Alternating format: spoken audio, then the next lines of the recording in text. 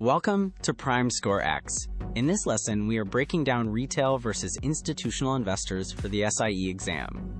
The main idea is simple.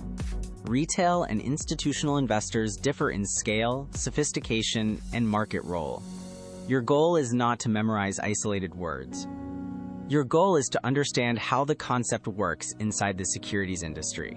This matters because SIE questions rarely test concepts in a vacuum.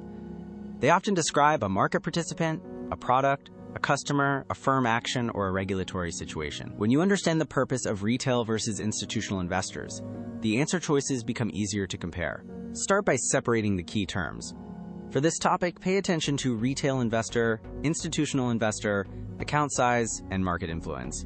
The SIE often rewards candidates who can recognize a term and then connect it to the correct function, risk, document, or rule. When a question tests retail versus institutional investors, ask 4 questions. Who is involved? What is happening? What concept is being tested? And which answer best fits that concept? This approach keeps you from chasing every extra detail in the STEM.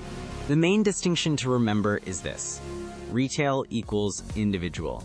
Also remember that institutional equals organization. SIE distractors often sound familiar, but the correct answer depends on the exact category described in the question. A typical scenario gives you a few facts and asks for the best interpretation or action. Do not start with the answer choices. First, classify the situation. Then, connect it to the rule, product, participant, or market function being tested. Investor type does not automatically determine risk tolerance, objective, or suitability. If an answer choice changes the role, the market, the customer, or the rule, it may be using familiar language in the wrong context. Even when the topic looks technical, the SIE often has a compliance lens. Ask which answer supports fair dealing, accurate disclosure, proper supervision, or investor protection. That lens is especially useful when 2 answer choices seem close. Use this memory cue. Type describes the investor, not the whole recommendation.